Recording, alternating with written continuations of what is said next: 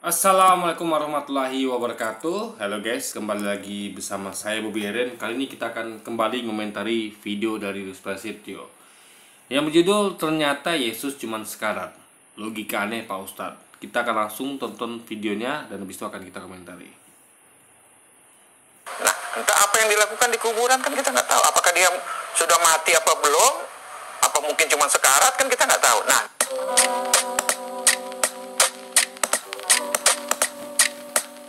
Assalamualaikum, selamat datang kembali di channel ini. Kali ini saya akan membahas mu'alaf lagi. Dia ngakunya pendeta guys. Dan dia mengatakan bahwa Yesus itu sebenarnya bisa jadi nggak mati. Dia bisa jadi hanya pingsan saja setelah mengalami penyiksaan yang begitu hebat. Yesus dikatakan pingsan oleh Pak Mu'alaf ini. Ya, kita langsung aja nonton videonya. Nabi Isa disalib, kemudian dieksekusi, kemudian dia diturunkan, ya kan? Kalau Yusuf Arimatea dan rekan-rekan, ya kan?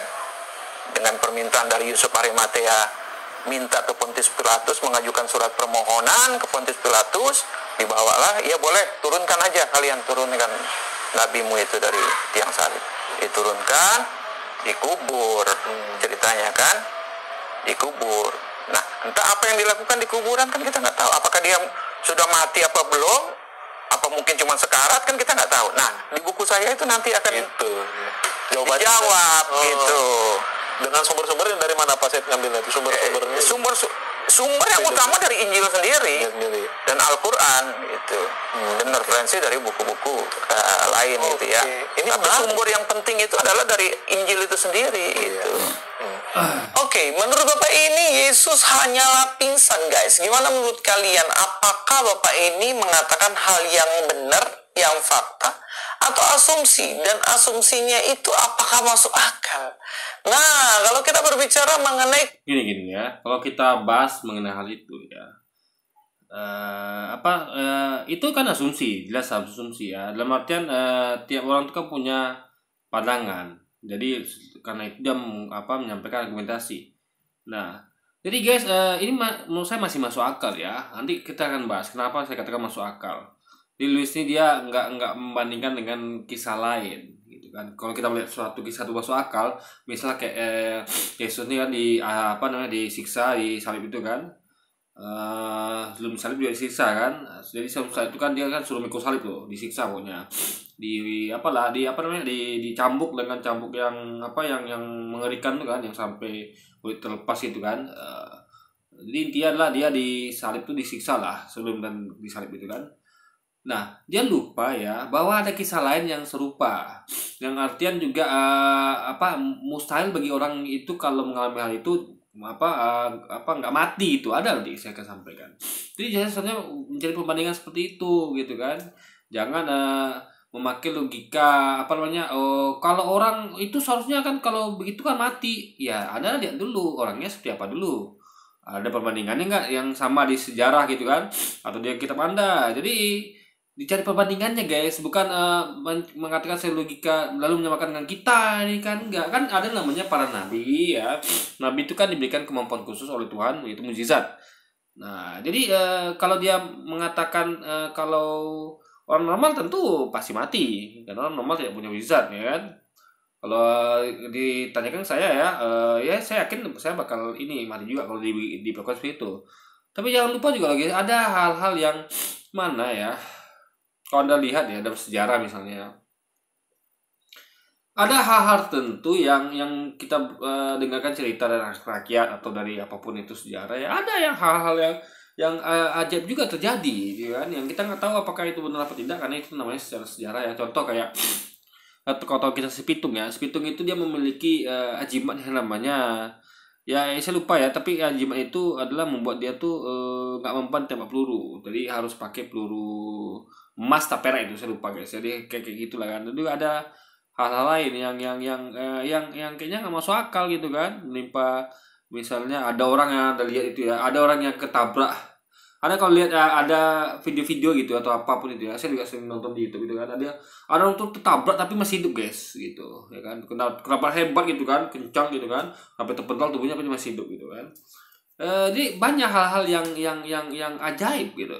Yang jadi semua itu tidak menutup kemungkinan. Tapi kalau kita katakan ya, kalau kita nggak tahu pernah ada kejadian-kejadian begitu yang yang ajaib ya, ya kita kan katakan ya bagi anda yang nggak punya pengalaman, experience atau nggak pernah melihat hal seperti itu ya, baik dimanapun itu ya, mau di baca-baca literatur, baca-baca sejarah atau dari video-video yang keajaiban terjadi di dunia nyata, anda tentu kalau nggak punya referensi itu akan mengatakan ya seharusnya mati kalau mengalami kejadian seperti itu kan. Tapi kalau anda yang cakrawala berpikir lebih luas ya, pengalaman tontonan bacaan itu lebih luas, anda akan tahu kalau sebenarnya banyak kejadian aneh bin ajaib yang terjadi di dunia nyata yang seharusnya kalau menimpa orang itu seharusnya dia tuh mati di kena hal itu, tapi faktanya kan tidak terjadi. Jadi hal seperti itu guys. Juga jangan lupa juga kisah para nabi gitu kan. Nanti saya akan sampaikan setelah kita nonton lagi videonya guys. Kematian Yesus, maka jika ada orang yang mengatakan bahwa Yesus tidak mati, itu pertama, itu dongeng. Kedua, jelas dia tidak pakai logika. Kenapa saya mengatakan begitu? Dongeng ya. Jadi kalau gitu ya, kalau Luis baca-baca dan nonton banyak kejadian aneh di dunia nyata ya, itu berarti dongeng gitu kan. Nah jadi kita nggak bijak gitu nggak bijak guys. Kalau kita ya tetap aja kita yang punya mata yang bisa menyaksikan ya, kayak saya sering lihat kejadian yang pernah saya lihat ya, kejadian misalnya orang tabrak mobil sampai terpental tapi nggak apa-apa gitu kan, berdiri dengan kayak orang nggak jadi apa-apa, atau mengalami kejadian yang fatal tapi dia tidak kenapa-kenapa gitu. Intinya adalah banyak hal yang ajaib di dunia ini terjadi, yang tentu terjadi itu atas kuasa Tuhan, kuasa Allah gitu kan. Ya itu semacam keajaiban yang Allah kasih untuk dia mungkin ngasih perlindungan kepada hambanya gitu kan. Contoh kayak sederhana kayak ya, contoh aja kayak waktu gini loh guys ya, kita bukan ngomong sekarang itu coba bukan mesti kematian aja. Contoh kayak kemarin peristiwa Kanjuruhan itu kan tembakan gas air mata, tapi mereka nggak tahan sampai berlarian kan, dan bahkan sesak napas dan meninggal karena tembakan gas air mata. Tapi sisi lain ya, itu kejadian waktu Habib Rizik itu ya, dan pengikutnya itu ditembak ke gas air mata waktu kejadian demo di waktu Pilpres 2019 tuh nggak apa-apa, mereka dengan tenang masih duduk tenang ya, masih berselawat guys, padahal mereka dihujani oleh tembakan gas mata. Bahkan di video itu kita lihat ada beberapa gas mata tuh yang mental sendiri balik lagi ke para penembaknya, itu para polisi guys. Itu ada videonya viral gitu kan. Memang kita lihat memang begitu. Jadi ya kita bayangkan ya, pada itu kan sama-sama ditembak gas mata kan. Nah oke lah, mungkin gas air mata yang di Kanjuruhan tuh klaimnya adalah kadaluarsa, tapi tetaplah gas air mata tuh soalnya kalau ditembakkan ke orang, soalnya orang tuh mencar gitu kan. Nggak ada yang kuat sama gas air mata, nggak ada yang kebal gitu guys ya. Orang guna gas air mata itu kan ditembakkan untuk buat orang tuh nggak tahan, perih, sesak napas segala macam, kabur gitu kan. Tapi tidak, yang daripada risiko berikutnya mereka tetap tenang gitu kan, tetap tenang, bersolawat, berdoa, zikir ya kan, meskipun dihujani dengan gas air mata. Bahkan gas air mata itu mental lagi ke polisi yang menembaknya guys. Itu ada videonya kalau Anda nonton ya. Itu adalah macam-macam hal-hal yang aneh bin ajaib di dunia nyata, dan banyak lagi hal seperti itu ya. Jadi Anda tuh harus perluas cakrawala lah gitu. Jangan ada tuh kekurangan literatur, kekurangan tontonan gitu kan, tentang hal-hal yang di dunia nyata, baik berupa tulisan maupun berupa video atau foto-foto gitu guys. Itu penting loh, karena kita tuh harus punya pembanding gitu kan, pengalaman hidup. Jangan ya seperti kata Tantum Burung yang tahunya cuma sekitar Anda gitu kan. Padahal dunia ini luas dan kita nggak tahu apa yang jadi di belahan dunia sana, bahwa ada hal-hal ajaib terjadi, dan itu kita yakini ya itu memang mungkin terjadi ya, karena kita punya Tuhan yang maha atas segalanya, sehingga dia punya kemampuan untuk terjadi ya, apapun yang seharusnya terjadi pada seseorang ya, pada ciptanya, itu tidak terjadi karena dia menginginkan seperti itu guys. Itu logikanya.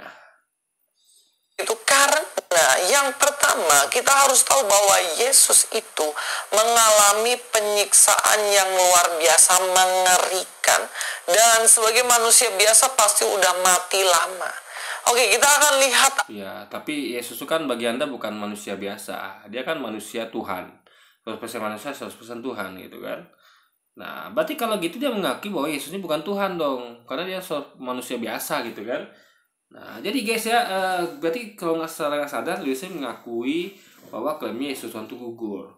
Karena faktanya dia mengatakan bahwasannya adalah Yesus itu adalah manusia biasa. Sehingga kalau dia melakukan seperti itu, yang seperti manusia biasa akan mati gitu kan. Nah, jadi apa ya? Jadi di mana letak ketuhanannya gitu loh. Dia secara nggak salah mengatakan bahwa Yesus tuh sama kayak manusia biasa, di proses itu ya mati gitu kan. Nah, jadi ini sekali lagi ya, dia nih nggak sadar yang dia katakan.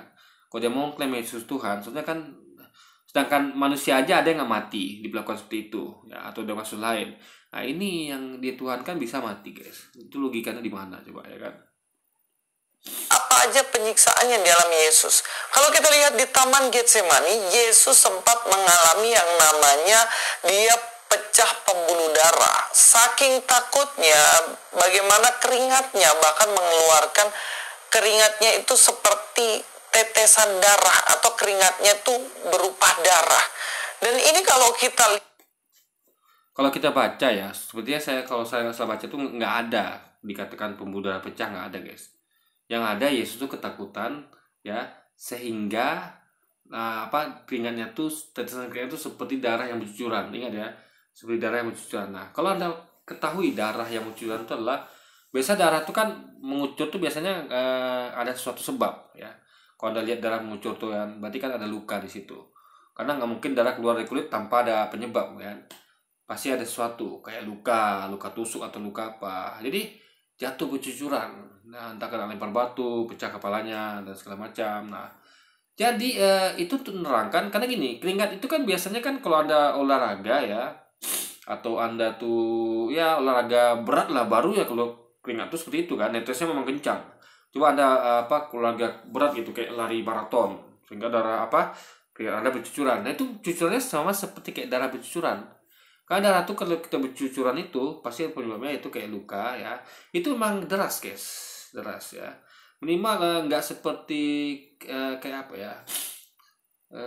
Ya Anda pernah lihat apa nggak kayak kalau Anda letakkan air minum ke dalam kulkas, nah, kayak gitu keluar keluar titik air kan, nah, kayak gitu guys. Jadi dia tuh deras bercucuran ya. Jadi seperti itu. Jadi enggak, di situ nggak ada ceritakan bahwa pembuluh darah Yesus pecah, nggak ada, ya kan? Kalau saya nggak salah, tapi kalau Anda mungkin memang ada seperti itu tertulis ya, silahkan komen di bawah. Karena sepanjang sepengetahuan saya, seingat saya tuh nggak ada. Hanya dikatakan bahwa Yesus saking ketakutannya itu seperti keringatnya seperti darah yang bercucuran. Jadi seperti ya, bukan darah yang bercucuran, enggak, bukan keringat berubah darah, tapi memang keringatnya tuh seperti darah bercucuran. Jadi bagaimana darah bercucuran, seperti itu keringatnya bercucuran, itu maksudnya guys. Lihat jelas-jelas ini pembuluh darahnya udah pasti pecah, dan dia pasti mengalami sesuatu yang buruk. Ini udah pasti pembuluh darah pecah. Ada nggak sih tulisannya, ya kan? Jadi memastikan sesuatu kalau nggak ada tulis itu absurd menurut saya guys ya. Jadi kalau tidak ada tertulis ya, entah saya salah, tapi Anda bisa kosik lagi ya. Saya nggak sempat sih melakukan itu guys ya. Tapi sepanjang singkat saya, kan saya berdasarkan memori saya juga, itu tidak ada dikatakan pembuluh darah pecah, nggak ada. Jadi kalau Yesus mengatakan itu sesuatu yang pasti, ini absurd guys. Memastikan sesuatu yang tidak tertulis ya, tapi mereka-reka sendiri. Kita aja kalau misalnya kita masih ragu ya, kita katakan mungkin ya. Mungkin pembuluh darah pecah itu masih bisa diterima, tapi kalau mengatakan pasti itu tidak dapat terima, kecuali mungkin saya salah gitu kan, memang ada tertulis seperti itu di Alkitab. Bahkan sampai keringatnya tuh keluar darah. Yang kedua, dia nggak ada di situ dikatakan bahwa keringatnya keluar darah, enggak ya. Luis jangan nambah-nambah ayat. Di situ dikatakan bahwa keringatnya tuh keluar seperti darah bercucuran. Seperti, bukan keringatnya jadi darah, enggak guys. Seperti, Anda tahu nggak seperti? Ya, keringatnya tuh seperti darah bercucuran. Berarti gimana seperti darah bercucuran, kayak gitulah keringatnya. Jadi tetap ngomong tentang keringat gitu loh. Jadi bukan ngomong tentang darah ya. Darah itu masa tuh gini misalnya gini. Misalnya air menyembur keluar ya dari pipa, itu seperti api yang menyembur dari kebakaran. Nah, Anda bayangkan ya, ada kalimat berbunyi air yang menyembur dari pipa itu ya, misalnya pipanya itu adalah meledak atau pipanya itu ya tanggal gitu kan, air itu muncrat. Nah, airnya itu muncrat ke atas itu sama seperti api yang mendadak membesar atau api yang api kebakaran gitu guys. Nah, itu mengatakan bahwa air tuh nggak berubah jadi api, nggak seperti, paham ya? Jadi yang sepertinya itu adalah bukan bukan perubahannya, tapi tetesan keringat tuh seperti darah mengucur gitu, saking derasnya guys gitu loh, paham ya? Itu logikanya loh, karena keringat itu kan kalau kita tahu ya, keringat orang normal itu kan biasanya kan nggak sampai seperti itu. Aduh, maaf ya, saya apa kata saya guys. Jadi kalau normal tuh kalau ada misalnya ada olahraga ya, kalau olahraga ada tidak begitu keras ya, standar gitu kan, ada keringat ada kan biasa saja muncul gitu kan.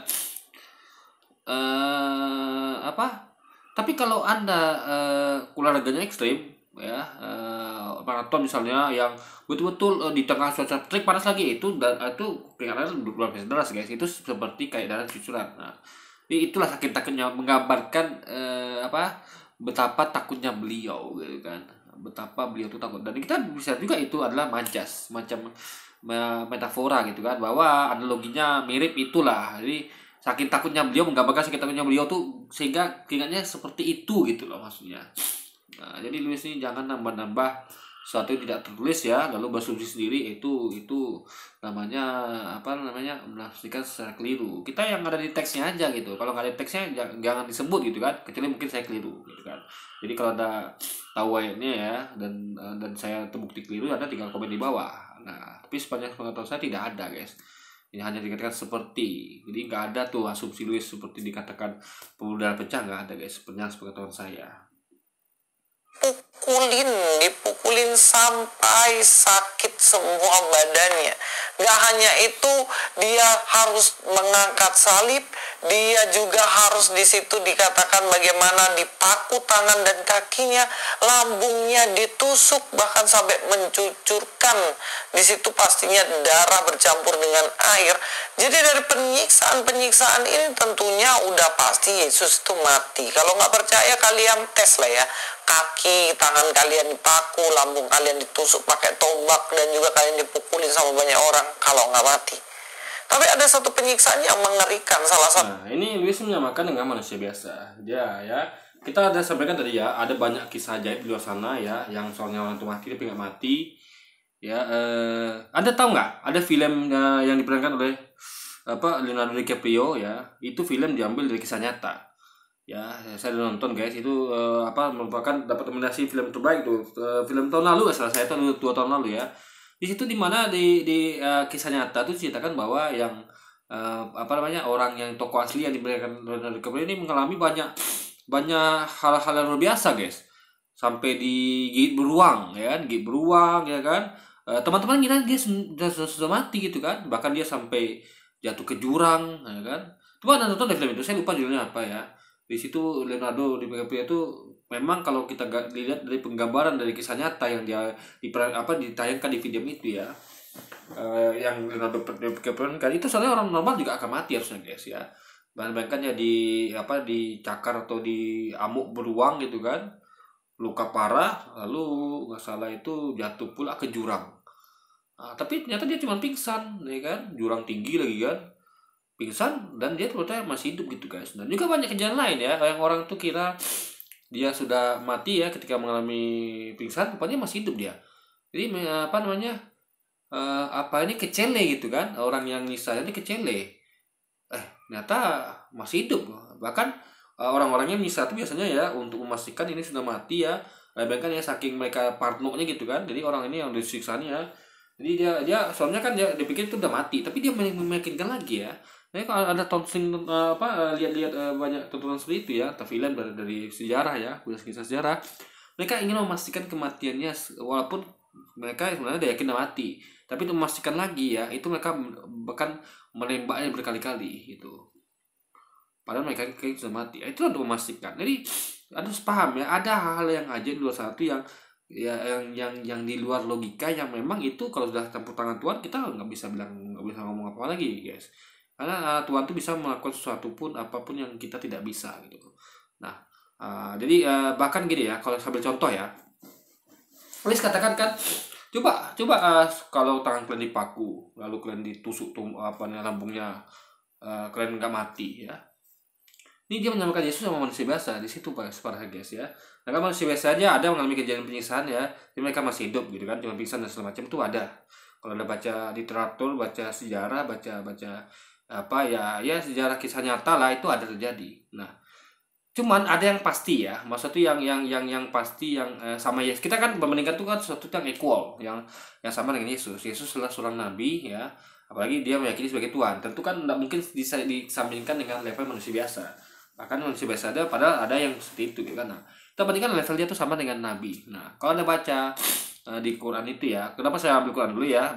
Karena di Quran itu disampaikan bahwa Nabi Ibrahim itu dibakar dengan api. Api itu sangat besar sekali ya, sebesar gedung ya.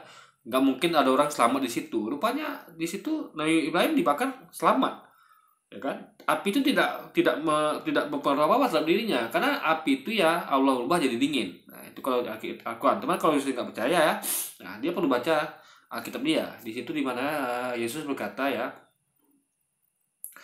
angkatan jahat ini meminta suatu tanda dariku. Aku tidak akan memberikan mereka tanda selain tanda Yonah atau Nabi Yunus. Nah, seperti Yunus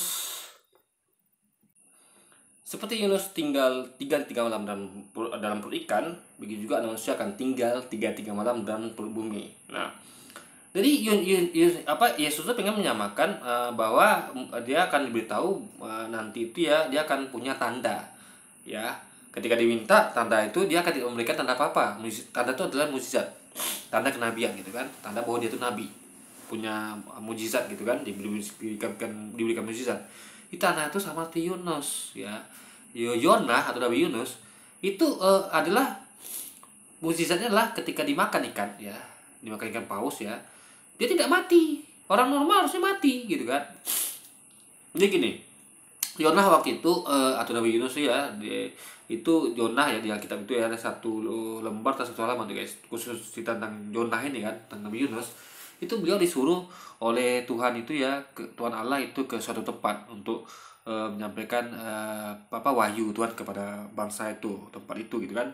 Tapi dia melanggar, menyimpang dari tempat itu dan pergi tempat lain. Nah di situ jadi angin ribut di badai lah, angin ribut di tengah sungai atau laut tuh guys, laut kayaknya kan, di kapal itu. Nah orang di situ waktu itu percaya kalau ada kayak gini kejadian ini, berarti Tuhan marah dan berarti ada orang di situ yang bersalah, yang melakukan dosa yang besar gitu kan. Nah akhirnya Yonah mengaku, Yonah atau Yunus mengaku bahwa saya lah yang salah, saya diutus Tuhan saya ke sana tapi saya menyimpang dan saya pergi ke tempat lain gitu kan. Nah akhirnya Yonah ini dengan sukarela dia mengatakan ya sudah saya aja yang dikorbankan gitu, karena mereka taunya kalau ini mau reda badai ini harus dikorbankan, itu orang yang melakukan dosa itu, harus tanggung jawab gitu kan. Nah lalu dia nggak perlu dia diikat segala macam, dia yang menyerahkan diri, dia yang ikhlas kan. Jadi dia tuh yang melempar dirinya ke laut kan, dia lempar dirinya ke laut. Nah itu orang biasa ketika ada badai itu kan harusnya mati, nah tapi dia masih hidup, bahkan dimakan ikan paus ya, dimakan ikan paus itu orang biasa pasti akan mati. Jadi meminjamkan kata Louis ya, kalau nggak percaya silakan Anda paku dua tangan Anda, habis itu Anda ditusuk sama itu lambung Anda. Asal meminjam kata Louis juga bisa dong kalau gitu kan. Kalau coba Anda kalau nggak percaya ya, Yunus itu orang kalau dimakan ikan paus mati. Coba Anda jadi ikan paus, atau Anda dimakan ikan paus masih hidup Anda gitu kan. Nah, sama gitu logikanya ya kan. Nah jadi kalau udah mujizat guys, jadi itu suatu hal yang ajaib, bisa kejadian gak mati gitu kan. Jadi Yunus tuh Yonah tuh gak mati ketika dimakan ikan, dilempar ke laut pun ketika badai itu gak mati juga. Bahkan ketika 3 malam dalam perut ikan paus ya, orang itu seharusnya jangan sampai 3 malam lagi dimakan ikan paus saja kena gigi-giginya atau masuk ke perutnya itu sudah mati harusnya gitu kan. Tapi Yonah tidak, jadi dia hidup dengan memakai kata tinggal. Jadi Yonah itu tinggal 3 malam dalam perut ikan, berarti tinggal sini adalah hidup. Kata tinggal itu asosiasinya hidup guys. Karena misalnya gini, Anda tinggal di suatu tempat ya, Anda hidup, berarti orang tinggal tuh gak mungkin mati, orang tinggal itu hidup. Nah meskipun Anda pakai kata kuburan, saya tinggal di kuburan 3 malam, ya berarti saya hidup gitu. Nggak ada orang tinggal di kuburan tuh mengatakan kalau orang itu mati. ya, nggak ada. Karena tinggal tuh artinya hidup, ya. Nah, jadi Jonah tuh hidup di dalam perut ikan 3 malam di dasar lautan, jadi bawa keliling ikan paus tuh kan. Orang biasa harus mati. Kalau nggak percaya Anda coba buktikan, meminjam kata-kata Luis kan, coba Anda buktikan. Kalau ada masih hidup gitu kan, pasti Anda akan mati kalau orang biasa gitu kan. Tapi Nabi Yonah tidak, atau Yunus tidak gitu kan. Bahkan ketika dia dimuntahkan ya 3 malam itu dia dibawa keliling, mereka tuh dimuntahkan dia masih hidup. Nah, masih hidup guys. Nah, jadi jadi itulah mukjizat yang keajaiban tanda dari kenabian Nabi Yunus gitu kan, atau Yonah. Nah, Yesus kan katakan bahwa tandaku sama kayak Nabi Yunus gitu. Jadi kalau Yunus bedanya tinggal 3 malam itu di perut ikan. Tapi kata Yesus, aku tinggal 3 malam itu dalam perut bumi. Nah, perut bumi bisa jadi kuburan tadi kan. Nah, atau kalau saya meyakininya sebenarnya perut bumi itu adalah di bawah bumi gitu. Jadi kayak di bawah tanah gitu guys, disimpan, disembunyikan sama Allah gitu kan. Nah, baru hari ke apanya dia bangkit. Bangkitnya bukan bangkit dari kematian, tapi bangkit naik ke suatu tempat ya, kayak taman-taman surga atau apa, menunggu saat nanti dia diturunkan lagi pada kedatangan kedua guys. Jadi dia belum mati gitu kan. Nah, jadi pendapat bapak ini bisa jadi benar. Mungkin dia tidak mati, mungkin dia hanya sekarat atau pingsan, bisa jadi. Karena dia katanya tandanya sama kayak Jonah gitu.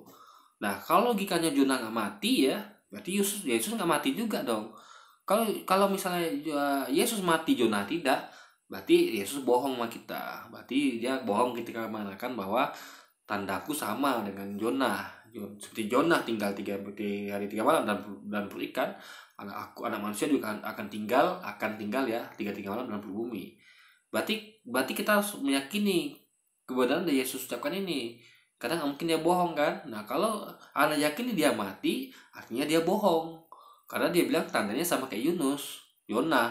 Kalau Yonah dia tidak mati ya, karena itulah suatu mujizatnya. Karena kalau orang nggak ada mujizat kan seharusnya mati. Nah, sementara Yonah punya mujizat itu, jadi dia masih makan ikan, dia nggak mati gitu guys. Nah, berarti Yesus juga nggak mati gitu kan. Kalau Anda yakin dia mati, berarti dia bohong ketika dia menyampaikan bahwa mujizatnya adalah sama seperti Yonah gitu kan. Jadi Anda mau percaya Louis atau percaya sama Yesus gitu kan? Kalau saya percaya Yesus ya kan, bahwa dia tidak mati. Dia sama kayak Yonah gitu. Yonah dimakan dimakan ikan paus nggak mati, Yesus juga begitu harusnya. Nah, jadi itu logikanya guys. Punya cambuk, dan pemukulan atau dicambuk ini dikatakan bahkan di situ nggak cuman 40 kali, 39 kali, tapi banyak banget. Kalau menurut hukum Yahudi itu dipukulin itu biasanya 40 kali ya. Seperti yang dikatakan di dalam Ulangan ya, dikatakan di ayat yang kedua, maka jika orang yang bersalah itu layak dipukul, haruslah hakim menyuruh dia meniarap dan menyuruh orang memukuli dia di depannya dengan sejumlah deras setimpal dengan kesalahannya.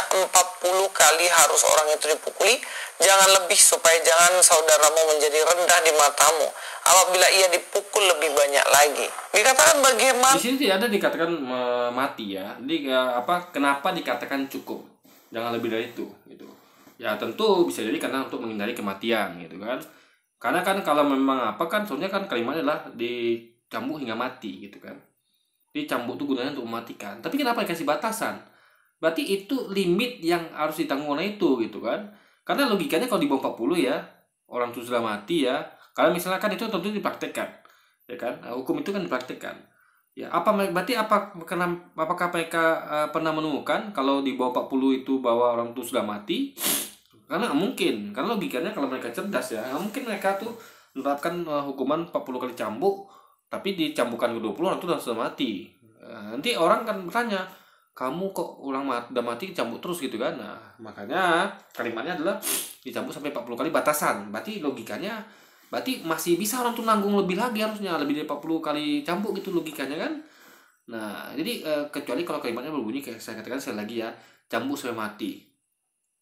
Ya. Jadi nggak ada kata-kata dibatasi sampai 40, nggak ada. Berarti batas itu adalah batas supaya orang ini nggak lebih dapat hukumannya. Dalam artian tentu nggak mungkin sampai mati gitu kan logikanya kan. Karena kalau mati pasti kalimatnya adalah cambuk sampai mati, jelas gitu kan, sampai pasti dia mati. Tapi batasi 40 ya, berarti itu apa berarti masih bisa nahan pukulan berikutnya gitu, lebih dari 40 gitu kan, itu logikanya guys gitu. Jadi dibatasi sampai 40 tuh apa, agar orang ini nggak sampai mati gitu kan, itu logikanya. Karena kalau sampai mati tentu kalimatnya akan menjadi cambuk sampai mati gitu kan. Nah, Yesus dipukuli 40 kali kalau sesuai dengan hukum dalam ulangan, tapi tidak boleh lebih. Kalau hukum Romawi malah 39. Jadi lebih kecil ya. Tapi dikatakan lebih dari 40 itu memalukan orang itu. Tapi Yesus dikatakan dicambuk lebih daripada itu. Bahkan yang mukulin algojo sampai capek.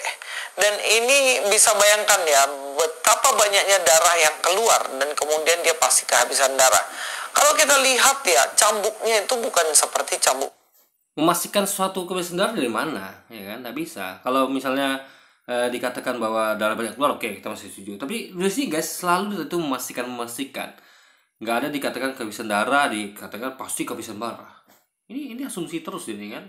Tapi katanya memakai kata pasti, itu kacau nih guys, absurd di situ. Soalnya kan dugaan mungkin darahnya habis, itu kan mungkin masih elegan gitu kan, nggak memastikan sesuatu yang tidak ada tekstualnya gitu kan. Jadi pandai-pandai nih guys, memastikan sesuatu yang belum pasti gitu kan. Sama kayak tadi juga kan, memastikan sesuatu yang belum pasti. Ini memang karakter Luisnya seperti itu. Makanya dia tuh suka pandai-pandai gitu kan, pandai-pandai sesuatu yang tidak seperti itu dilebih-lebihkannya ya, yang belum tentu dipastikannya. Itu kan absurd guys, metodologi seperti itu. Biasa guys. Ya kalau kita lihat di sini ya, cambuk yang Yesus alami itu semacam ini nih cambuknya nih. Ya, bagaimana seorang diikat kemudian dicambuk, bahkan dikatakan kalau ini sampai 39 kali. Tapi bayangin ya, cambuknya tuh kayak gini nih. Dia itu satu, tetapi di ujung-ujungnya itu ada duri-duri semacam ini. Dan ini mengerikan sekali. Satu kali cambukan sudah 1, 2, 3, 4, 5, 6. Bahkan 6 terus duri-duri kecilnya itu nyangkut di dagingnya. Ya pasti hancur-hancur kulitnya begitu. Dan ini yang Yesus alamin. Nah seperti ini. Banyak sekali duri-duri di ujung dari cambuk itu. Kalau kita tahu hal ini, maka kita nggak akan secara logis mengatakan, dia pasti masih hidup. Nggak mungkin. Itu pasti mati, mengalami penyiksaan yang sedemikian rupa. Ya kalau gitu, Yunus juga mati harusnya. Anda bayangkan ya, gigitan paus tuh seberapa tajam guys, gigitan paus loh. Ya kan? Masuk dalam perut ikan paus bahkan ya. Coba ada nggak manusia yang masih hidup? Makanya kita harus bandingkan, cari pembanding guys. Dia kan tidak membandingkan, dia bandingkannya dengan manusia biasa. Manusia biasa ada yang bertahan ketika mengalami penyiksaan loh. Banyak kisah-kisah yang kita dengar ya, bagaimana orang itu disiksa ya, disangka mati padahal belum mati gitu loh. Ya kan? Nah, banyak guys, kalau Anda mau tahu itu kan, cukup banyak kisah-kisah begitu. Anda tinggal baca sejarah aja. Baca-baca banyak-banyak literatur atau mungkin film yang diambil kisah nyata gitu kan. Nah, apalagi ini adalah nabi gitu. Jadi seakan-akan nggak ada Tuhan gitu kan, yang berkuasa sesuatu gitu kan, sehingga hanya mengatakan ini pasti mati gitu kan. Jadi Tuhan itu seakan-akan nggak punya power untuk membuat sesuatu keajaiban ya pada suatu hal gitu kan. Nggak bisa kita mendahului Tuhan itu. Nah, jadi bandingkannya dengan siapa? Sama Nabi. Kalau nggak Anda mungkin nggak punya literatur seperti itu ya, tentang orang-orang selamat dari kematian dengan yang yang aneh gitu kan, yang ajaib, yang seharusnya mati nggak mati. Nah, bandingkan dengan yang ada di Alkitab Anda, yaitu kisahnya Yonah. Jadi Yonah itu nggak mungkin hidup ya, nggak mungkin mati kalau masuk dimakan ikan paus gitu. Nggak ada orang yang hidup kalau dimakan ikan paus. Kalau saya coba aja meminjamkan kata tulis gitu kan. Jadi logika dia ini dia nggak paham kalau logika tuh harus kita tuh bukan langsung melihat manusia mana yang begitu gitu kan. Nah, itu pertama dia kekurangan literatur bacaan gitu kan, bacaan atau apalah gitu kan, cakrawala dalam kejadian nyata yang terjadi selama ini gitu kan, karya-karya yang pernah terjadi. Itu yang pertama. Kedua, dia nggak baca kitab sendiri bahwa Jonah juga mengalami hal yang bahkan lebih buruk lagi ya. Ini ikan paus loh ya, ikan paus ya. Ikan paus tuh nggak ada kayak manusia biasa ya kan, yang ya coba Anda bayangkan ya, dia itu ketika kan kejadian dia itu apa, kejadian jadi cambuk itu kan kejadian sebelum jadi salib, ya kan, ingat di cambuk tuh kalau saya yang salah tuh ya kejadian dia sebelum disalib gitu kan, sebelum dia ditegakkan salib, sebelum dia ditusuk lambungnya gitu kan. Nah faktanya ketika dia selesai dicambuk gitu kan dia masih hidup loh, buktinya dia disalib masih bisa apa apa namanya ya, masih apalah gitu kan, masih sadar disalib itu kan, bahkan dia tuh ditusuk lambungnya lagi gitu, bisa interaksi lah gitu kan, digambarkan di film itu dia bisa interaksi bahkan, jadi buktinya masih hidup dia. Jadi apa, cambuk itu tidak membuat dia mati guys itu loh. Jadi lebih ekstrem lagi lah Nabi Yonah gitu kan yang dimakan ikan, ya kan, ikan tuh luar biasa guys ya. Anda aduh gimana ya, dimakan ikan paus loh, bisa nggak bayangkan ya. Kalau kayak Yesus memang berat juga itu misalnya itu, tapi itu kisah-kisah itu banyak juga orang-orang siksa masih hidup tuh ada guys ya. Bahkan misalnya lebih apa lagi kayak di apa, setrum pakai kursi listrik dan segala macam gitu kan, bahkan di bidang pertempuran yang sudah tertembak parah gitu kan, atau luka-luka kena sebenang pedang depannya masih hidup gitu kan, banyak kejadian seperti itu dalam sejarah. Ada tinggal perluas aja literatur Anda, mungkin Anda kekurangan literatur gitu kan. Nah tapi yang spektakuler ya kisah Yunus tadi, atau kalau Anda baca yang lain dari Quran nanti ya kayak Ibrahim. Coba tes manusia mana yang masuk dalam api yang besarnya seperti gedung ya, besar sekali ya, entah berapa bahan bakarnya tuh yang untuk khusus bakar Ibrahim itu ya, tapi dia tidak mati gitu guys. Nah, terbakar pun tidak gitu kan. Itu adalah suatu yang nggak masuk akal ya, karena manusia yang mikir itu berarti ada manusia yang nggak punya Tuhan, mereka nggak percaya kan kekuasaan Tuhan untuk membuat kejadian itu terjadi gitu kan, atas izin dan kuasa Tuhan ya. Pak, jadi kalau Yesus dikatakan pingsan itu nggak mungkin. Sekarang kalian tes lah, mengalami penyiksaan seperti Yesus dan kalian cuma pingsan. Apalagi zaman itu belum ada infus, bukan ada perawatan rumah sakit. Jadi jangan tesnya ke kita gitu, karena kita tidak ada gini lagi ya. Tuhan tuh memberikan keajaiban itu ya, bukan sama kayak semua orang dapat gitu, paham nggak? Sehingga nggak bijak kalau dikatakan coba tes seperti itu, kan? Tapi kita tuh perlu melihat apa yang pernah terjadi, kejadian nyata yang pernah terjadi gitu untuk membandingkannya. Karena kalau gini guys ya, kalau semua orang itu punya mukjizat seperti itu ya, dikasih keajaiban seperti itu ya, maka tidak akan ada orang mati. Kenapa? Karena semuanya seperti itu ya, hidup walaupun diperlakukan seperti itu gitu kan. Tapi kan tidak, nggak semuanya begitu. Ada orang-orang yang bisa begitu, yang memang mengalami hal itu tidak mati, tapi banyak yang mati gitu kan. Nah, jadi lu harus paham, jangan suruh kita tes, jangan. Tinggal cek aja siapa di sejarah ini ya, yang dalam literatur sejarah ya, yang pernah terjadi masa lampau ya, yang orang tuh selamat meskipun dia mengalami hal yang seharusnya membuat dia mati guys, tak penyiksaan tanpa segala macam gitu. Nah itu harusnya, jadi bukan disuruh tes sama semua orang gitu kan. Nah, kita kan nggak tahu apakah kita mendapatkan kesempatan yang istimewa itu diselamatkan dari kematian, kita kan nggak tahu gitu kan. Nah, jadi yang sudah terjadi aja gitu kan, yang sudah fix memang dikasih Tuhan keajaiban, nah itu saja. Atau ya bandinglah contoh yang equal gitu kan, yaitu beliau nabi ya, Yesus nabi, cari nabi lain yang lebih mujizat, yaitu Yonah yang dimakan ikan paus dan Ibrahim yang dibakar api. Tapi kalau mau ekstrem lagi ya, Yesus kan Tuhan. Jadi seharusnya kalau nabi aja, orang biasa aja ada yang selamat ya, orang biasa nabi aja selamat, ada selamat, apalagi Tuhan ya kan, ini kan Tuhan gitu. Nah ini lu sih nggak paham logika itu. Jadi kok bisa nabi aja selamat ya, manusia biasa selamat, masa Tuhan nggak selamat gitu loh. Jadi di mana tak ketuhanannya gitu kan, itu yang perlu kita tanyakan. Nah, lalu jangan lupa ya, Yesus itu kan dikasih juga kemampuan mujizat untuk hidupkan orang mati ya, hidupkan orang mati, menyembuhkan orang sakit ya, sakit separah apapun bisa dia sembuhkan ya kan. Bahkan dia bisa membuat burung di tanah liat. Nah logika kita ya, karena beliau dikasih kemampuan seperti itu ya, masa dia nggak bisa melakukan itu pada dirinya sendiri ya kan, sedangkan kepada orang lain bisa gitu kan, masa dia nggak bisa melakukan itu pada dirinya sendiri. Misalnya ketika dia melakukan seperti itu, dia kan bisa menyembuhkan dirinya harusnya, paham ya, dia bisa menyembuhkan orang, tentu otomatis dia bisa menyembuhkan dirinya gitu. Nah siapa tahu ya kan, ketika dia mengalami perlakuan seperti itu, dia menyembuhkan dirinya kan, siapa tahu. Nah, jadi tetap untuk mengelabui ya, mungkin dia menyembuhkannya sekedar untuk, ini kan kita asumsi guys, aku ini asumsi, tapi kan ini kan masih masuk akal terjadi kalau kita pakai perspektif itu. Kalau dia bisa menyembuhkan orang aja dia bisa, apalagi dia sendiri. Jadi dia tuh logikanya, asumsinya logika ya. Saya tidak mengatakan seperti itu yang pasti-pasti enggak. Karena ini masih asumsi dan itu logis juga asumsi seperti ini yang saya sampaikan ini kan. Dia bisa menyembuhkan orang lain, otomatis dia bisa menyembuhkan dirinya. Jadi dia menyembuhkan dirinya tuh sekedarnya saja.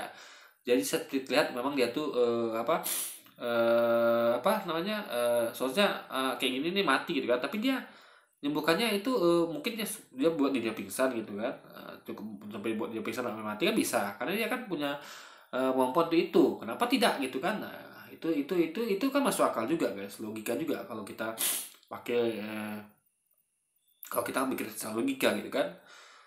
Dia aja mampu gitu kan apa membuat burung lihat dari tanah gitu kan, masa dia nggak mampu buat itu pada dirinya gitu kan. Nah itu logika-logika yang kita tuh harus kritis gitu ya kan. Dan pertama bandingkan dia dengan siapa. Nah, apalagi dia lebih tinggi harusnya kan, dia Tuhan gitu kan.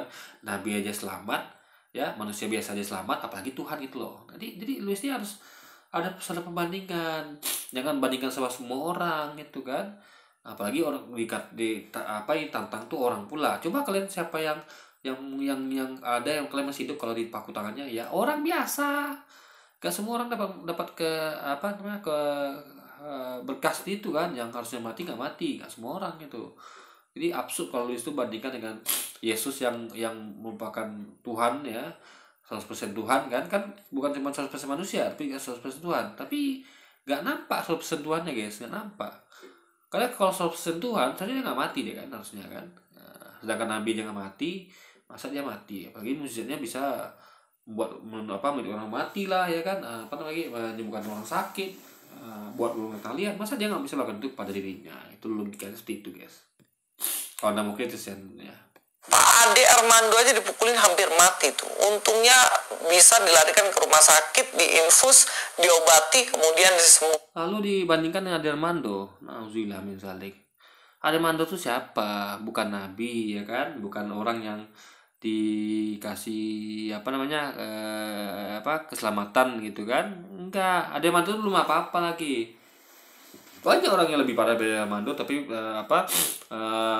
jadi sebenarnya Ade Armando tuh nggak hampir mati. Kalau orang dipukuli hampir mati tuh nggak gitu ya, nggak gitu, itu hanya bonyo-bonyo aja gitu kan. Nah orang hampir mati ya, Luis mungkin belum pernah lihat ya bagaimana orang tuh mau yang dipukuli hampir mati tuh, Luis mungkin belum lihat gitu kan. Nah, Ade Armando tuh belum lagi sampai tahap belum hampir mati, belum guys, masih jauh itu ya kan. Nah, karena kalau orang hampir mati seharusnya orang itu ya, Ade Armando itu kan dia masih bisa, ketika dia dibawa ke rumah sakit itu dia kan masih bisa masih bisa ya interaksi, masih bisa ini itu gitu kan. Tapi kalau hampir mati itu nggak bisa guys, hampir mati itu ya udah hampir mati gitu loh, udah nggak bisa lagi apa ngapain, udah mendekati kematian. Jadi Ade Armando itu bukan pada posisi hampir mati gimana itu ya, bukan, itu berlebihan kalau anda lihat dalam konteks dia dipukulinya seharusnya nggak sampai dikatakan hampir mati, karena hampir mati bukan gitu kondisinya guys harusnya. Apa jadinya kalau seperti zaman dulu ya nggak ada hal demikian? Yang kedua, nggak mungkin Yesus nggak mati, karena waktu itu banyak sekali orang yang melihat kejadian itu. Nih ya, saya kasih contoh ya. Ini untuk buka mata anda aja ya. Ini saya alami sendiri ya. Kalau anda ngomong tentang kecanggihan ya zaman, dimana anda katakan bahwa seorang lebih baik pada dulu ya, ini saya punya bukti ya. Dan ini saya juga pertama saya nggak nyangka ada hal seperti itu, tapi saya nggak mungkin, kalau nggak lihat langsung saya nggak percaya. Maka gini guys, bapak saya sakit, bapak saya lagi sakit sekarang, itu sudah saya sampaikan di konten saya kan sebelum ini.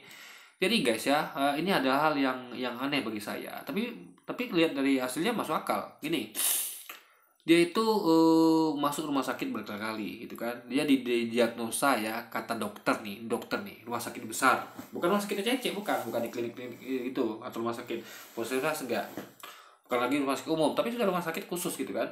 Memang ditangani oleh bahkan penyakit dalam, dokter umum. Jadi bahkan dites pakai alat-alat medikal yang canggih-canggih itu guys, yang besar-besar itu, kayak radio kayak apa tuh yang Anda lihat lah. Bagaimana canggihnya alat rumah sakit itu, saya juga baru lihat kan betapa canggihnya kan, alatnya besar-besar dan memakai macam-macam kayak laser segala macam gitu kan, udah di tes segala macam gitu. Saya lihat alatnya tuh tabrak biji itu besar semua guys, ya alat-alat canggih lah kan, yang nggak ada dipakai di rumah sakit biasa gitu kan. Karena saya juga pernah sering melihat menjenguk atau menemani atau ya melihat lah bagaimana orang di rumah sakit yang biasa gitu, nggak ada mereka sampai dicek segitunya, atau mungkin ya, dulu nggak ada gitu waktu zaman saya masih remaja atau kecil kan, tapi sekarang ada kayak gitu teknologi canggihnya kan. Nah, dokter itu mendiagnosa ya, papa saya ini katanya kemungkinan penyakit gula, lalu mungkin ada batu ginjal. Jadi untuk itu perlu diadakan kan, kalau mereka diagnosa batu ginjal otomatis kan harus ditembak ginjalnya biar pecah gitu kan, batu ginjalnya biar pecah gitu. Nah tapi itu harus cuci darah dulu. Nah sedangkan kita tahu ya, saya juga dapat ilmu tuh dari dari dokter lain ya, atau dari orang yang pernah cuci darah ya. Biasanya kalau sekali cuci darah tuh akan kebiasaan, nggak mungkin sekali cuci darah tuh udah harus stop. Mereka akan terus-menerus cuci darah gitu kan. Nah itu berbahaya gitu, karena cuci darah ini adalah, Anda tahu lah kan, itu akan jadi kebiasaan dan itu kita repot sendiri guys. Anda tahu bayangkan lah, orang yang cuci darah itu akan repot karena dia menjadi ketergantungan gitu kan. Nah jadi waktu itu pihak rumah sakit menyuruh kami itu untuk neken surat untuk cuci darah ya. Keputusannya adalah dokter setelah dirawat sekian minggu, keputusannya adalah bapak harus dioperasi. Tapi sebelumnya cuci darah dulu gitu kan. Nah, jadi kami bimbang gitu kan, karena kami bapak saya dan ibu saya ngerti, ibu tiri saya ngerti bahwa kalau cuci darah itu fatal akibatnya ya, itu akan baik dari kedepannya kan, itu udah normal. Kalau cuci darah itu pasti mengalami kasus yang di luar normal ya, sehingga sampai harus cuci darah gitu kan. Nah rupanya ada informasi bahwa kami kebetulan ya, ibu tiri saya ini punya saudara abangnya tak apa ya saya lupa guys, itu di Semarang. Jadi katanya ya dia lulusan dari sekolah kedokteran di Jerman. Tapi anehnya bagi saya dia tuh nggak memakai teknik modern guys, enggak. Dia hanya memakai herbal. Jadi nggak ada operasi sama dia, nggak ada. Jadi berangkatlah mereka nih ke bapak kandung dari ibu tiri saya ini ke Semarang menemui saudaranya itu kan, saudara ibu tiri saya itu. Nah di sana Anda tahu apa yang dilakukannya? Dia tidak perlu seperti dokter itu yang mengecek alat canggih segala macam, enggak. Dia hanya memegang kaki bapak saya, bahkan tanpa kayak dokter kan bertanya, bapak yang sakit bagaimana gitu kan. Dokter itu kan mencocokkan gitu kan. Nah, dia tidak perlu mencocokkan, dia juga hanya meraba-raba memegang bagian kaki ya, lalu dia bisa langsung ngasih tahu diagnosa gitu, tanpa meminta bertanya kepada bapak saya bagaimana sakit. Jadi ini dia mungkin dia mendeteksi saraf, mungkin sistem saraf. Jadi mengecek kayak sistem, kalau kita tahu kayak sistem di Tiongkok kuno itu kan yang dicek itu kan sarafnya. Dari situ kita tahu apa penyakitnya gitu kan. Dia mungkin hal seperti itulah, saya kurang paham juga gitu kan. Tapi intinya dia tidak perlu melakukan pengecekan seperti di rumah sakit modern ya. Hanya begitu saja gitu. Bahkan tanpa melakukan cocokmologi ya, atau mencocokkan dengan pasien apa keluhannya, tidak. Dia langsung tahu guys, dengan hanya meraba-raba bagian telapak kaki gitu kan, bagian pokoknya pergelangan kaki, nah kayak gitu telapak kaki dan bagian dasar kaki lah pokoknya gitu kan. Nah jadi ada yang dilakukan dia ya, jadi dia cuman, kalau dokter kan banyak waktu itu saya disuruh bilang ke menjaga makanan papa saya itu adalah nggak boleh makan yang berminyak, nggak boleh makan cabai, nggak boleh makan daging segala macam. Jadi nggak jelas kriterianya guys, saya bingung sih itu kan, apa sebenarnya yang apa. Tapi kalau dia satu gampang, cuman jangan makanan yang berminyak, ada selesai. Jadi kita gampang ya, oh ternyata hanya makanan berminyak aja yang dilarang, berarti cabai boleh gitu kan, yang boleh gitu kan. Nah, cuman yang berminyak kan tentu daging berminyak gitu kan. Nah daging nggak boleh karena ada minyaknya, jadi semua minyak nggak boleh guys. Jadi makanya kayak kemarin tuh bapak saya itu masaknya adalah jengkol bertokok, karena dia pengen juga makan begitu kan, nggak mungkin makan yang terus gitu, makan sayur rebus gitu kan. Nah, itu nggak apa-apa, dia rebus cabai sama jengkol ditokok gitu kan, lalu digabung, enak juga. Saya makan kan enak juga, campur ikan teri enak. Jadi sama, nggak jauh beda dengan jengkol goreng bertokok cabai gitu kan.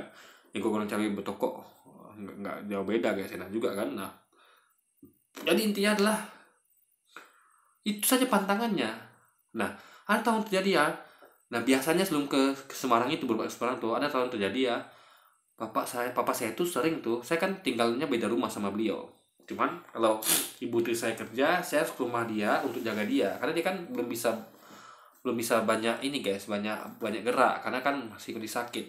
Jadi apa-apa kebutuhan rumah tuh saya sediakan. Misalnya dia minta tolong belikan ini itu, ada keperluan apa ya, saya yang ini yang bahkan kayak mau pipis ya kan, karena dia kan penyakit gula kan, jadi pipis terus setiap sebentar guys, itu saya harus sediakan ember untuk, karena dia kan jauh ke kamar mandi, jadi saya sediakan ember di sebelah kasurnya, sehingga dia tinggal duduk di kasur aja, harus pipis gitu kan, buang air. Nah itu terus saya buang kalau udah penuh gitu kan, kayak gitulah. Jadi memang saya banyak lah, banyak kekurangannya. Masa tuh banyak apa ya nampak lah sakitnya gitu guys, banyak apa namanya kerepotan yang kita alami dan dialami ya, bapak saya alami. Jadi bahkan waktu saya pulang ke rumah saya yang di belakang ini ya, kami satu komplek ya, kira-kira 10 menit jalan kaki lah ke rumah dia. Dari rumah saya kan 10 menit jalan kaki atau 15 menit lah gitu kan, masih satu komplek. Nah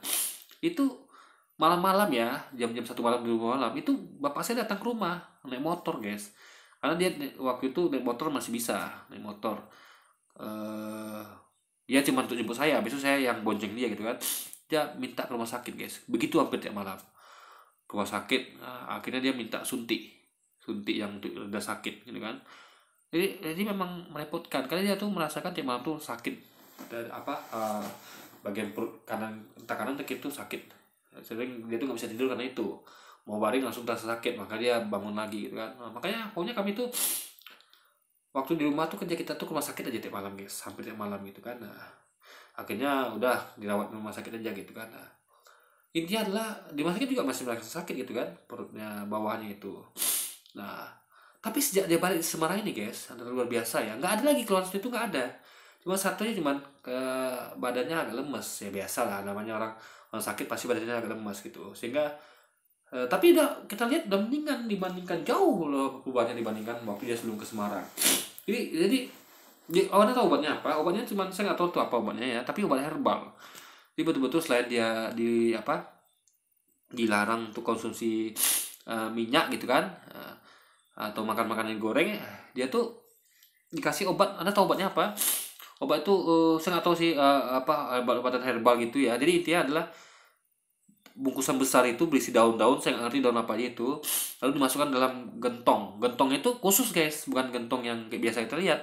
Itu dibawa di Semarang. Sebenarnya kalau dari saya nih ya, dengar kabar sih ada yang jual kayak gitu, cuman harus ke kota lain di Provinsi Riau. Ini ada namanya Ukui kalau nggak salah ya, kota Ukui. Ukui itu kota tak apa gitu kan. Ke situ belinya dari tempat saya Kampar ini, cuman kan repot lagi gitu kan, kami nggak ada mobil gitu kan, jadi repot beli tong situ. Makanya ambil dari Semarang aja, dibawa sekalian gitu kan. Kebetulan saudara yang di Semarang itu punya gentong kayak gitu, stoknya ada, jadi dikasih lah gitu kan. Baik mereka dikasih ke kita. Nah, kalau saya lihat tongnya itu guys, tongnya itu memang tradisional gitu kan. Memang kayaknya nggak ada dipakai di rumah-rumah atau di tempat-tempat yang modern, nggak ada. Memang betul-betul tong tradisional gitu kan. Bahannya kita bisa lihat memang ini memang produk jadul gitu, tapi efektif. Jadi masak obatnya di situ, herbalnya itu. Jadi 3 kali sehari tuh. Jadi tiap mau minum obat tuh dipanasin, ditambah air, nanti dipanasin, nanti disaring. Nah, gitu terus ya. Jadi satu bungkus obat yang untuk 1 tong itu ya, tongnya besar guys, itu bisa untuk 3 minggu. Nanti 3 minggu baru diganti gitu kan. Tapi yang 3 minggu itu kita gunakan untuk disaring terus ya, 3 kali minum obat segelas agak besar lah, 3 kali sehari. Nah, itu secara teoritis sembuh guys, sembuh karena tidak ada keluhan sakit-sakit, nggak ada. Cuman badan agak lemas karena memang orang sakit begitu. Ini kata saudara kita yang dokter herbal ini ya, saya nggak tahu nih tradisional apa enggak ya, karena di rumahnya tuh ya dia nggak pakai AC, nggak pakai kipas angin gitu kan, makannya nggak goreng-gorengan, makannya ada rebus-rebusan gitu kan. Sehat ya guys, sehat gitu kan. Mereka bukan hanya sekedar praktek, tapi mereka mempraktikkan pada diri mereka ya kan, mereka sehat gitu kan. Jadi itu jadinya saya sekarang mengalami pada berubah baru. Nah, karena ini fakta kejadian nyata, saya sekarang meyakini bahwa ini lebih baik loh faktanya dibandingkan kedokteran modern.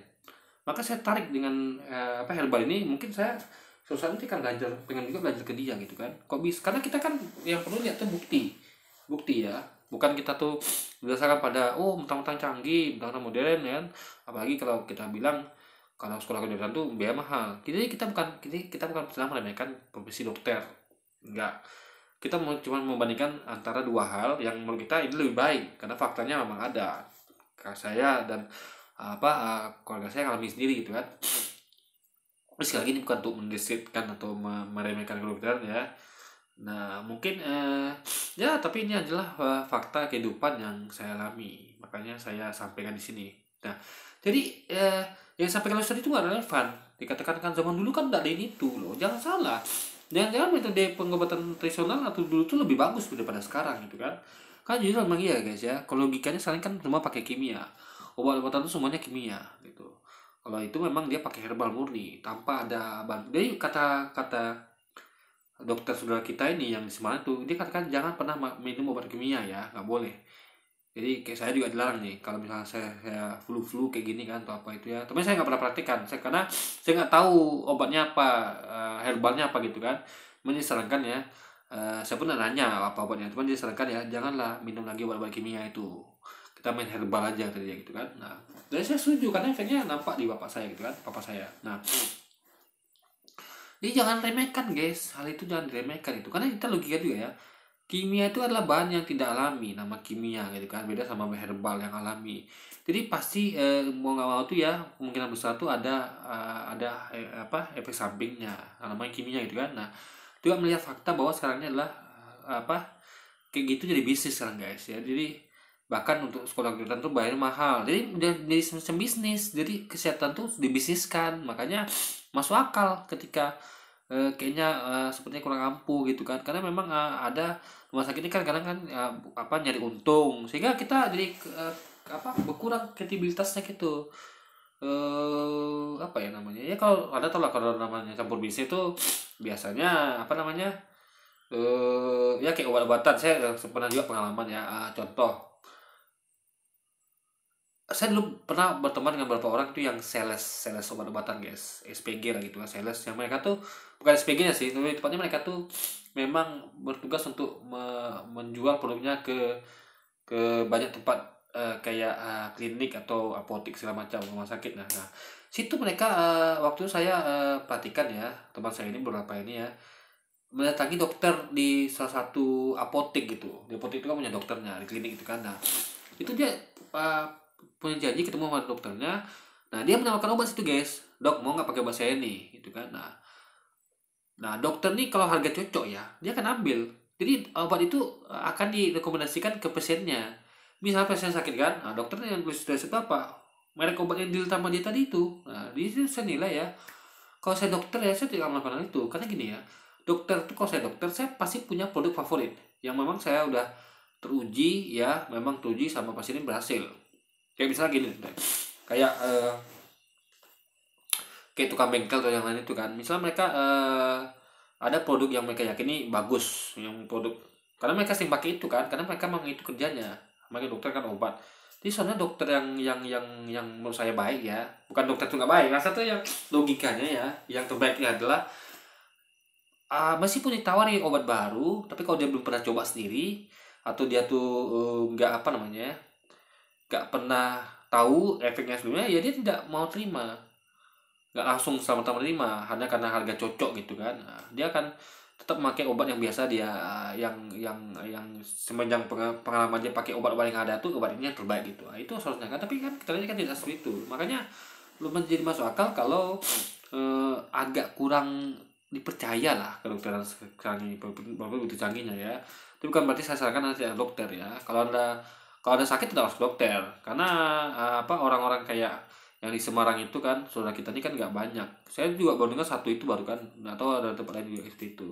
Ini hal baru bagi saya, bahwa ternyata faktanya yang kayak gitu tuh herbal itu lebih bagus, lebih baik hasilnya dibandingkan dari dokter yang canggih di rumah sakit besar gitu guys. Nah Ini sekali lagi ya, ini untuk bantah Lewis yang mengatakan bahwa dulu itu nggak ada kayak sekarang nih, ada bius segala macam. Jangan salah, dulu bisa jadi lebih bagus lagi daripada sekarang gitu kan. Nah, intinya adalah kita tuh nggak bisa menjustifikasi itu berdasarkan tingkat kecanggihannya, karena faktanya ya kadang-kadang yang pakai kayak tadi itu kan yang di Semarang itu kan dia pakai feeling aja dia, nggak perlu dia pakai canggih-canggih, nggak perlu, hanya modal tangan aja dan indranya merasakan ini yang mana sakit ini kan. Nah, tapi ternyata lebih akurat gitu kan, dia mengatakan gini, bahkan ketika dokter di rumah sakit ini kita melarang minum gula sama sekali, dia malah mengatakan minum gula tapi nggak banyak, ada takarannya gitu, misalnya minum teh 2 kali sehari, satu sendok gitu kan, satu kali minum 1 sendok gulanya, harus minum gula tapi dengan takaran gitu kan, kalau nggak nanti liver kena gitu kan. Nah ini adalah terbukti guys gitu, itu intinya. Ini nggak mesti satu lebih canggih berarti dia tuh lebih baik, belum tentu juga ya kan. Dan tentunya kalau ada seorang hukuman mati dan dia tidak mati, semua orang pasti akan tahu itu. Dan semua orang pasti mengatakan bahwa Yesus tidak mati. Tapi faktanya Yesus itu mati. Di ayat yang kalau ada hukuman mati ya, tapi ternyata orang itu nggak mati, ya itu namanya mukjizat, itu namanya keajaiban, dan itu ada terjadi gitu kan. Jadi orang kira dia mati, rupanya masih hidup gitu loh. Ya, nah baca aja lihat tuh, ada hal seperti itu guys. Ya, yang orang tuh kayaknya udah mati nih, udah, rupanya dia pergi, orang tuh masih hidup gitu. Nah, itu ada terjadi guys gitu loh. Ya kan? Jadi Anda tuh tulisnya hanya kekurangan literasi dia, kekurangan bahan, sehingga dia nggak tahu hal itu tuh ada terjadi gitu kan.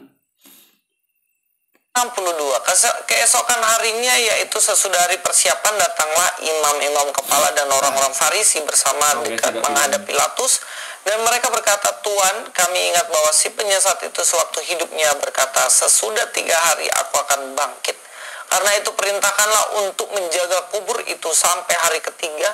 Jikalau tidak, ini konteksnya ya, ketika mereka berkata, Tuhan kami ingat bahwa si penyesat itu sewaktu hidupnya berkata, sesudah 3 hari aku akan bangkit. Maksudnya gini ya, dikatakan sama kayak Yonah tadi, bahwa seperti Yonah tinggal dalam perut ikan, paus anak manusia juga akan tinggal dalam perut ikan 3 hari 3 malam gitu. Nah itu konteks itu mereka ambil. Jadi tinggal di situ adalah itu, berarti bangkit ini adalah bukan bangkit dari kematian, tapi bangkit dari kondisi yang mungkin yang kayak Yonah itu di beberapa kalau dalami itu ya, kisah di kita tuh sepertinya dia pingsan guys, mengalami kondisi pingsan gitu kan, ada nggak sadarkan diri gitu kan. Nah jadi itu juga kejadian sama Yesus juga, nggak sadarkan diri gitu kan, yang penting kan nggak mati. Jadi bangkit itu nggak semuanya bangkit dari kematian, nggak. Saya bangkit dari kekalahan bisa. Jadi kata bangkit ini bukan semata-mata dengan kematian saja, enggak. Bangkit itu banyak ya. Bangkit itu kayak saya bangkit di tempat tidur. Saya bangun tidur nih, lalu saya harus bangkit di tempat tidur dong untuk bisa mandi. Nggak mungkin saya mandi di tempat tidur itu kan. Nah, harus bangkit. Nah, atau bangkit dari kekalahan, bangkit dari kemalasan. Jadi bangkit ini bukan hanya identik sama kematian guys, bukan bangkit dari kematian saja gitu.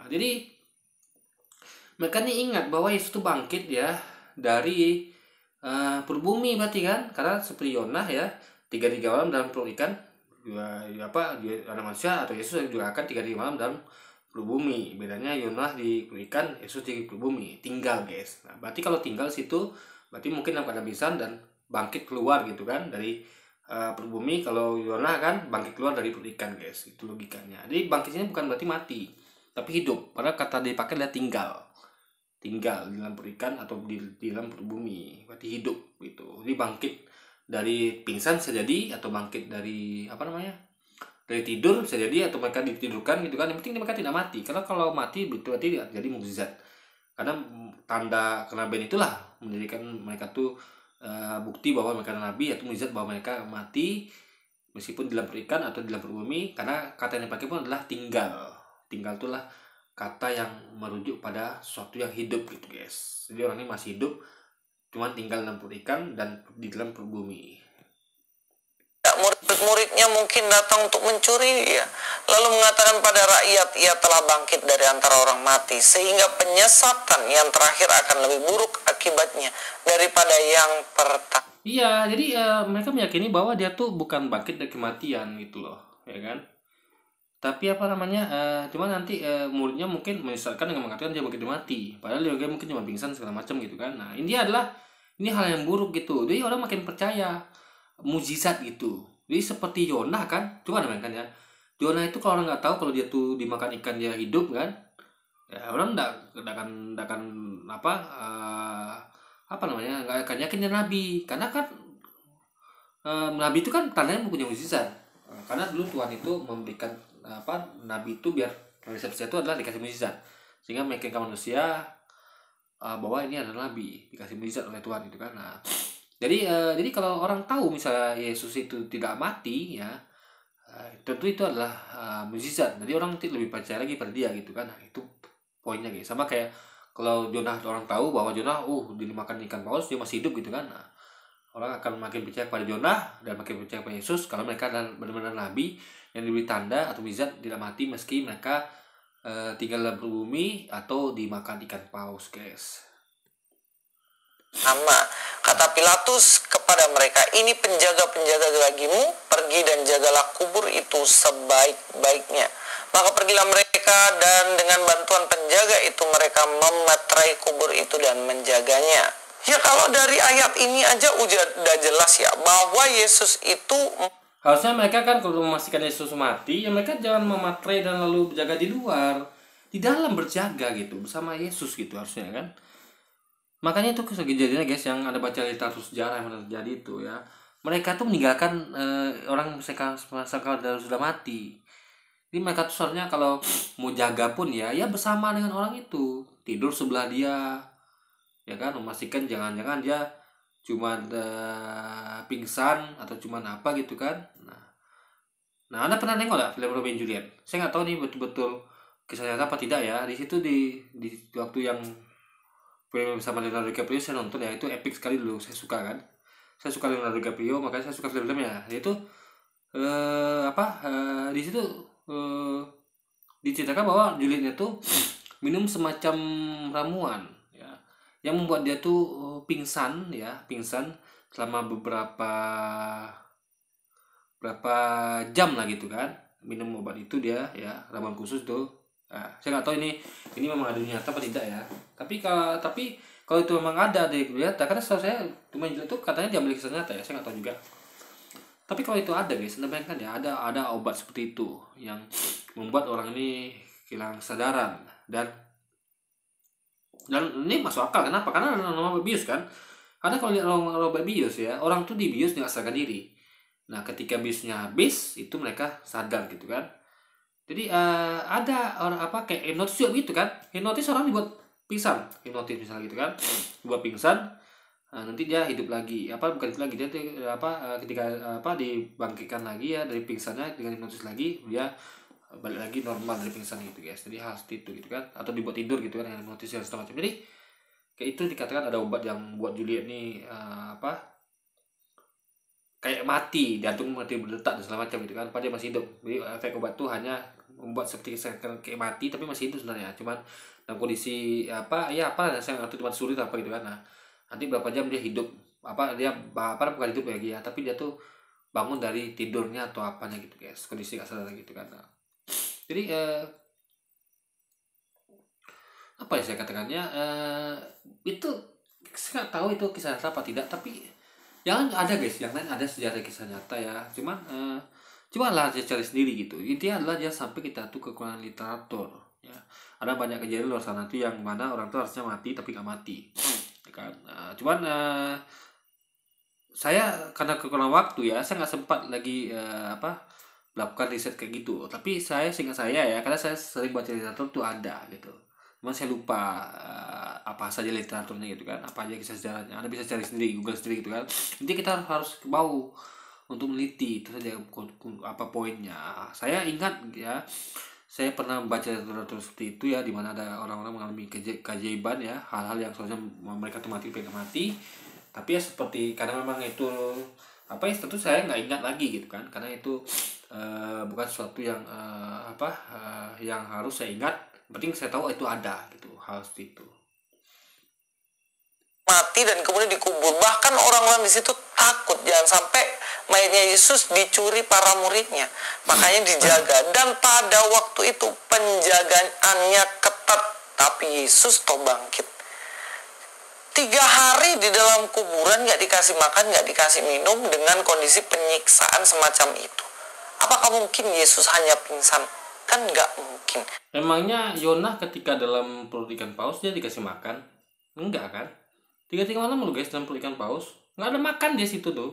Yonah itu kan. Lu siapa nggak tahu ya. Ada orang puasa bahkan Yesusnya katanya puasa 40 hari 40 malam. Ya kan? Yesus itu 40 hari 40 hari 40 malam ya. Tapi Yesus itu kan diceritakan dia kita tuh bahwa dia puasa 40 hari 40 malam ya kalau salah ya. Itu dia masih hidup loh. Nah, jadi apa Luis lupa dengan hal seperti itu? Coba. Apalagi dia kan punya kemampuan untuk menyembuhkan orang sakit. Nah, logikanya kan dia sebenarnya bisa gunakan itu diri dia sendiri gitu. Apalagi dia kan Tuhan gitu guys. Nah, jadi Luis tuh harus kaya lah apanya gitu. Argumentasinya jangan hanya pikir sempit lalu dia menyamakan dengan kita ini kan enggak, kita kan bukan Yesus, kita bukan nabi, apalagi kita bukan Tuhan ya. Harus Anda tuh lihat dia tuh sebagai nabi atau Tuhan dan bandingkan dengan nabi lainnya, atau kalau mau istilah lagi bandingkan dengan Tuhan yang dituhankan lain kayak kita yang dibandingkan dengan Allah gitu kan. Allah Maha Kuasa gitu harusnya logikanya. Nabi dibandingkan dengan nabi, Tuhan dibandingkan dengan Tuhan gitu kan. Yesus adalah nabi sekaligus Tuhan ya, bandingkan dia dengan Tuhan atau nabi. Jangan dengan kita ini yang bukan siapa-siapa gitu kan. Jadi kalau berargumen itu Boyo yang logis dan dengan data yang konkret. Ya, memangnya ada logis ya. Logis aja nggak logis nih guys ya. Bapak tadi masih logis loh, Bapak tadi. Dia masih menyampaikan kemungkinan yang memang mungkin terjadi ya kan. Tapi Luis seakan-akan tuh fakta bahwa itu nggak pasti nggak terjadi. Dia lupa ada kisah Yonah ya. Dia lupa ada kisah Ibrahim. Dia lupa bahwa atau bukan lupa, dia nggak tahu mungkin sejarah banyak yang menyebutkan bahwa banyak orang yang seharusnya mengalami kematian tapi nggak mati itu kan. Jadi ada orang-orang disiksa dikira sudah mati, ditinggal sama yang nyisa ya kan, karena dikira sudah mati, rupanya dia masih hidup dan dia balas dendam misalnya, atau dia ya intinya dia tuh terbukti masih hidup gitu ibaratnya gitu guys ya. Jadi waktu itu juga nggak salah saya itu pernah ya. Oh iya, coba ada baca literatur kayak waktu Raja Batak saya ya, Sisingamaraja siapa itu, dia hendak membunuh siapa itu saya lupa ya, dengan cara ditenggelamkan di sungai nggak salah itu ya, bagaimana ceritanya. Cuman itu nggak salah, saya lupa guys ya, entah dia tuh selamat dari kematian itu atau gimana ya. Tapi itu kalau itu benar ya itu bisa jadi referensi juga gitu kan. Cuman saya lupa guys, makanya saya katakan ya ada detail saya lupa, tapi saya tahu kisah-kisah itu ada karena saya pernah baca, cuman saya lupa kisahnya tuh tentang siapa saja dan kapan saja gitu. Itu kan perlu di refresh, tapi ingatan kita adalah bahwa itu ada tapi detailnya kita lupa gitu kan. Nah, itu poin di situ guys, supaya tidak memalukan. Maka dalam bagian-bagian ayat yang lain jelas dikatakan di situ bahwa Yesus itu mati. Kalau ada yang bilang bahwa Yesus itu tidak mati, jelas itu bertentangan dengan Injil yang asli, yang saat ini dipegang orang Kristen. Injil asli yang dipegang orang Kristen ya. Ini klaim dia gitu kan. Kayak gini guys ya. Kalau dikatakan Injil asli ya itu tentu dalam bahasa asli ya. Kalau kita misalnya kita katakan Quran asli ya, yang mungkin Quran dalam bahasa Indonesia kan, nggak mungkin. Nah sekarang saya tanya ya, Injil asli itu yang mana Luis? Apakah ini pegang oleh Luis? Luis aja pegang Injil dalam bahasa Indonesia. Ada nggak yang pegang Injil dalam bahasa bahasa Yesus ya, bahasa Aramaik? Kan nggak ada. Yang ada bahasa Ibrani atau Yunani. Itu nggak asli. Jadi suatu tuh asli itu adalah misalnya kayak Anda mau cari literatur tentang Batak, tulisan orang Batak misalnya tentang sejarah Batak. Ya berarti tentu logikanya orang dulu kan nulis pakai bahasa Batak karena dulu belum ada bahasa Indonesia. Jadi kalau Anda mau nyari dokumen asli orang Batak atau suku manapun di Indonesia yang belum ada waktu ditemukan bahasa Indonesia ya, bahasa Indonesia kan adalah bahasa yang diambil dari bahasa Melayu gitu guys ya. Dulu kan belum ada, dulu kan kita masih suku-suku, masih apa. Jadi kalau Anda mau cari sejarah asli misalnya kayak suku Batak ya tentu harus dalam bahasa Batak, bahasa mereka gitu. Tapi kalau Anda temukan dalam bahasa Inggris, Anda temukan dalam teks itu dalam bahasa Indonesia, itu nggak asli namanya, enggak. Karena mungkin mereka tuh ngomong dalam bahasa Indonesia dulu itu kan, atau ngomong dalam bahasa Belanda kan nggak mungkin. Itu mereka akan memakai bahasa Batak atau suku lain gitu. Nah makanya logikanya seperti itu guys. Kalau klaim bahwa ini adalah asli ya, dia menggunakan bahasa Indonesia, atau mungkin anda pegang yang versi bahasa Inggris, atau mungkin pegang versi Yunani atau Ibrani, tapi itu kan itu bahasa Yesus. Yesus tuh ngomong dalam bahasa Aramaik. Ketika dia menyampaikan wahyu Tuhan ya, Injil itu kepada manusia ya, pengikutnya itu memakai bahasa bahasa Syria, itu bahasa Aramaik guys.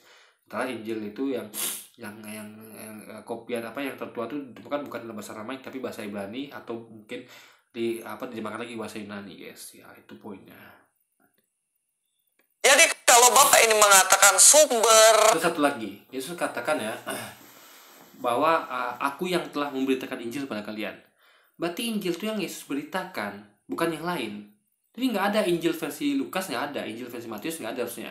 Karena Injil itu kata Yesus adalah yang dia beritakan. Jadi Injil itu adalah semua kata-kata Yesus, yang diberitakan itu Injil, nggak ada yang lain. Berarti bukan yang Lukas katakan, Matius katakan, bukan itu Injil. Pagi Kisah Para Rasul bukan. Makanya semua yang kata-kata Yesus itu Injil.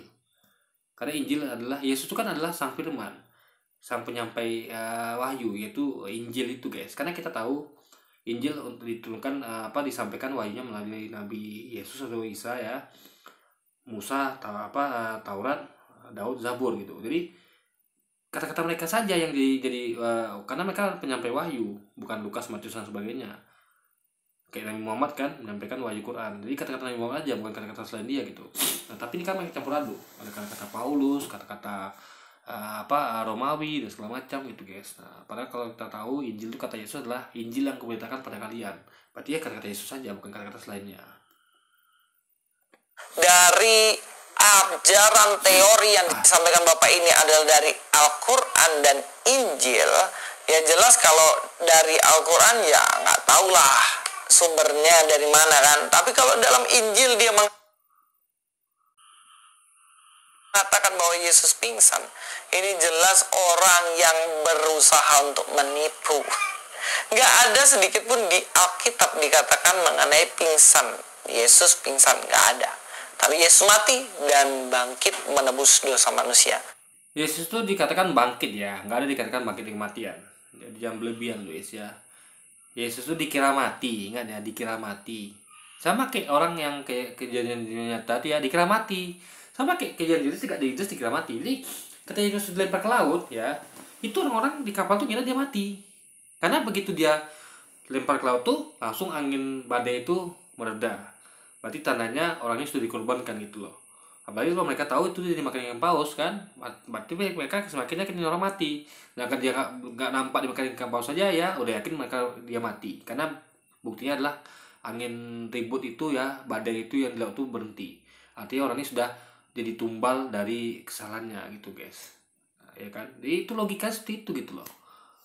Nah, jadi mengira mati, tapi faktanya nggak mati. Itu juga kejadian-kejadian sejarah ya, literatur yang orang kira tuh dia sudah mati, padahal makanya ditinggal, rupanya belum mati gitu guys. Nah, itu ada kejadian di sejarah di tempat nyata yang ternyata bisa dia sampai ke orang literatur lah. Anda harus sering baca-baca ya kan, nonton. Anda kan tahu bahwa kejadian situ tuh ada yang terjadi ternyata beberapa, atau mungkin cukup banyak juga gitu. Ya kan, tinggal anda tinggal mau cari saja ya kan, jangan sampai kekurangan literatur intinya. Sampai ketemu di video selanjutnya. Luis Prasetyo di. Oke, jadi mungkin sekian dulu aja video kita kali ini ya, sampai jumpa lagi di video selanjutnya. Dan wassalamualaikum warahmatullahi wabarakatuh guys.